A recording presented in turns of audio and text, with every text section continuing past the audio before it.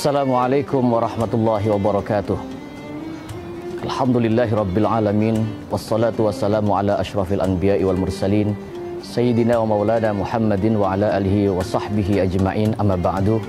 Pemirsa MNC yang dirahmati oleh Allah subhanahu wa ta'ala, Pondok pesantren adalah merupakan lembaga pendidikan yang tertua di Indonesia. Dan pondok pesantren adalah merupakan lembaga pendidikan yang notabene terbaik, di mana kita akan dididik dengan pendidikan agama. Dan sejarah pondok pesantren ini pertama kali didirikan, ada seorang ulama besar yang bernama Syekh Yusuf bin Ja'far Shadiq, keturunan dari Zainal Abidin. Beliau berasal dari negara Baghdad, datang ke negara Champa, yang di sana sudah banyak masuk agama-agama Islam. Lalu ada seorang wanita cantik yang merupakan seorang penghafal Al-Quran, hafidh Quran, suaranya bagus, bacaan Qurannya hebat. Beliau adalah putri daripada seorang sultan di wilayah Malaka bernama Nyai Mas Ratu Subang Larang. Pemirsa yang dirahmati oleh Allah subhanahu wa ta'ala, lalu Syekh Yusuf Ja'far Shadiq membawa wanita cantik penghafal Al-Quran ini dari negara Champa menuju ke wilayah pesisir pantai di wilayah Kerawang. Dibuatlah sebuah pondok pesantren, dibuatlah masjid. Di situ dibuat satu bilik, ada seorang santri yang bernama Nyai Mas Ratu Subang Larang. Sejarah terus berjalan dan lama-kelamaan pesantren ini terus berkembang. Pesantren ini berasal dari kata santri dan ditambahi dengan awalan pe. Berarti pesantren adalah tempat di mana seorang santri dididik. Di Kerawang ini dikenal dengan pesantren Syekh Kuro. Lalu terdengarlah oleh raja-raja di wilayah Nusantara bahwa di pondok pesantren di wilayah Kerawang ini ada seorang wanita cantik yang bernama Nyai Mas Ratu Subang Larang. Terdengar oleh raja salah satunya, sehingga raja mengadakan sayembara. Siapa yang mampu memenangkan sayembara ini, maka dia berhak mendapatkan Nyai Mas Ratu Subang Larang. Karena pemirsa, dari sejak dulu yang namanya raja itu tidak boleh melihat ada wanita cantik. Kita buka sejarah Nabiullah Ibrahim alaihissalam ketika beliau, istrinya Siti Sarah diculik oleh Raja Ramses yang pertama, lalu kemudian tidak mampu memegang Siti Sarah dan diberikan seorang budak wanita yang bernama Siti Hajar. Dari Hajar nanti akan melahirkan Nabiullah Ismail alaihissalam. Raja bertarung dimenangkan oleh Prabu Siliwangi dari kerajaan Pajajaran. Pemirsa yang dirahmati oleh Allah, singkatnya sejarah, Prabu Siliwangi ini seorang yang beragama Buddha, yang mana dia punya kesaktian hanya dengan membaca Hong saja. Ini Prabu Siliwangi mampu terbang dari Pajajaran sampai ke Kerawang.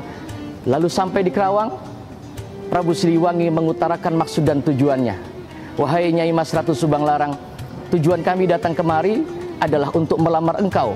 Akan aku jadikan permaisuri di kerajaan Pajajaran. Kamu mau tidak mau, harus mau. Apa jawaban seorang santri yang dibimbing oleh ulama, yang dibimbing oleh kiai, yang dididik dengan adab dan kesopanan di dalam lingkungan pondok pesantren ini? Maka Nyai Mas Ratu Subang Larang menjawab, saya hanyalah seorang wanita. Siapapun yang akan melamar saya, boleh, silakan saja. Lalu Prabu Siliwangi menantang, ya sudah, kalau begitu ayo ikut dengan kami ke Pajajaran. Kata Nyai Mas Ratu Subang Larang, seorang hafidhil Quran, berkata, jikalau engkau ingin melamar saya, maka aku punya permintaan. Permintaan apa yang kau inginkan, wahai Nyai? Nyai Mas Ratu Subang Larang berkata, aku hanya minta engkau mendatangkan sebagai mas kawinnya, agar engkau mendatangkan untukku kalung lintang kerti berjajar 100. Mendengar kalung lintang kerti berjajar 100 yang dianggap oleh Prabu Siliwangi bukan punya bangsa manusia, yang itu punya bangsa jin, bangsa merkayangan dan lain sebagainya, sehingga Prabu Siliwangi berkata, baik, akan aku turuti, tapi tidak saat ini. Prabu Siliwangi kembali ke Pajajaran. Singkatnya sejarah pemirsa, sampai Pajajaran Prabu Siliwangi bertanya kepada penasehatnya, di mana itu adanya kalung lintang kerti berjajar 100. Lalu atas izin Allah ditunjukkanlah di mana letaknya kalung lintang kerti berjajar 100. Atas nasihat dari penasehat Prabu Siliwangi, bahwa kalung lintang kerti berjajar 100 berada di tanah Arab, dengan membaca hong langsung terbang. Atas izin Allah, Prabu Siliwangi jatuh di tanah Arab. Sesampai di tanah Arab, Prabu Siliwangi tersadar. Lalu di sampingnya ada seorang tua, seorang ulama besar yang sedang membaca tasbih dengan kalimat La ilaha illallah. Melihat tasbihnya itu, jumlahnya ada 100, terbuat dari batu yang berwarna putih, terkena pancaran sinar rembulan. Maka Prabu Siliwangi menyangka ini adalah kalung lintang kerti berjajar 100 yang diinginkan oleh Nyai Mas Ratu Subanglarang, calon istriku. Diambillah oleh Prabu Siliwangi. Ternyata begitu dipegang tidak mampu, jatuh. Dipegang lagi jatuh. Sehingga orang tua yang sedang membaca La ilaha illallah, sedang zikrullah ini berkata, engkau dari manusia bangsa apa? Saya dari bangsa manusia orang Buddha. Oh, tidak boleh memegang ini. Wahai orang tua, kata Prabu Siliwangi, aku menginginkan apa yang engkau pegang, agar aku jadikan sebagai syarat aku menikah dengan wanita cantik yang bernama Nyai Mas Ratu Subanglarang. Orang tua tadi berkata, siapapun boleh memegang ini, tapi ada satu syarat yang harus kamu lakukan. Oke, syarat apa saja yang harus aku lakukan sehingga aku boleh memegang itu kalung lintang kerti berjajar 100? Orang tua tadi berkata, jikalau kamu ingin dan mau, mari. Syaratnya mudah dan gampang. Prabu Siliwangi dihadapkan di hadapannya, lalu orang tua tadi berucap, ikuti ucapan saya. Orang tua tadi memegang tangan Prabu Siliwangi dan berucap kalimat, asyhadu an la ilaha illallah wa asyhadu anna Muhammadar Rasulullah.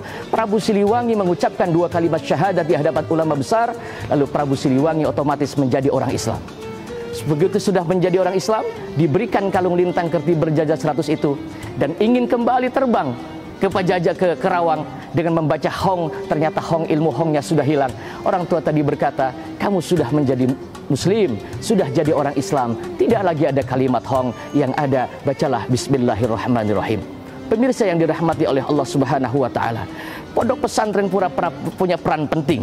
Dengan masuknya Islam Prabu Siliwangi, lalu menikah dengan Nyai Mas Ratu Subanglarang, lalu Nyai Mas Ratu Subanglarang dibawa ke Pajajaran, sehingga lama-kelamaan Nyai Mas Ratu Subanglarang dengan Prabu Siliwangi memiliki 3 anak.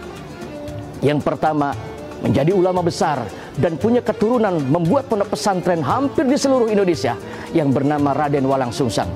Yang kedua, Prabu Siliwangi dengan Nyai Mas Ratu Subanglarang punya putri namanya Nyai Mas Ratu Rara Santang. Singkatnya sejarah, Walang Sungsang dengan Rara Santang tidak cocok hidup di kerajaan Pajajaran karena kelakuan dan kebiasaan ayahandanya, adat budayanya kembali kepada kebiasaan lama. Dan ini yang banyak terjadi di dalam kehidupan kita. Banyak orang tua yang menjadi musuh dengan anaknya. Ada anak yang menjadi musuh untuk orang tuanya. Maka peran pondok pesantren itu begitu penting. Sekarang pondok pesantren adalah merupakan sebuah lembaga pendidikan yang diperhitungkan, karena pesantren mampu membekali anak-anak dengan pendidikan agama. Pesantren mampu mengimbangi dengan pendidikan-pendidikan formal, sehingga lulusan dari pondok pesantren bukan hanya dia mampu mendalami ilmu agama, tetapi banyak lulusan dari pondok pesantren yang mampu menjadi insinyur, yang mampu menjadi profesor, bahkan mampu menjadi wakil presiden dan presiden, itu pun lulusan dari pondok pesantren. Pemirsa yang dirahmati oleh Allah Subhanahu wa taala, kedua anak Prabu Siliwangi yang bernama Walang Sungsang dengan Rara Santang ini tidak betah tinggal di kerajaan, lalu lari ke wilayah Cirebon, bertemu dengan seorang syekh, lalu belajar agama, memperdalam agama. Walang Sungsang dengan Rara Santang berangkat haji ke Baitullah. Walang Sungsang kembali ke Nusantara Indonesia. Rara Santang dilamar oleh seorang gubernur Mesir bernama Sultan Mahmud bin Sultan Abdullah min Bani Israel, memiliki putra bernama Syarif Hidayatullah. Syarif Hidayatullah ikut ke Cirebon menyebarkan ajaran agama Islam, membuat pondok-pondok pesantren. Ketika datang ke wilayah Banten, menikah dengan putri Surosoan bernama Nyai Kawunganten, punya putra bernama Pangeran Sabakingking, atau kita kenal dengan Maulana Hasanuddin. Maulana Hasanuddin punya anak keturunan, salah satunya adalah Imam Nawawi, pengarang kitab dan menjadi ulama besar di wilayah Mekah Al-Mukarramah.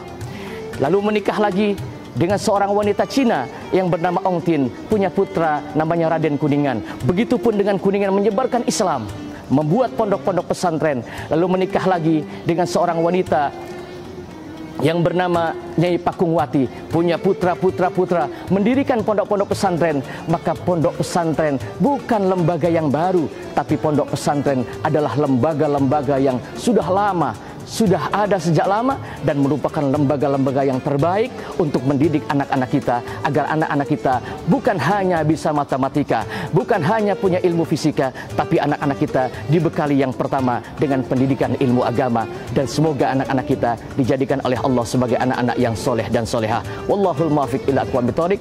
Wassalamualaikum warahmatullahi wabarakatuh.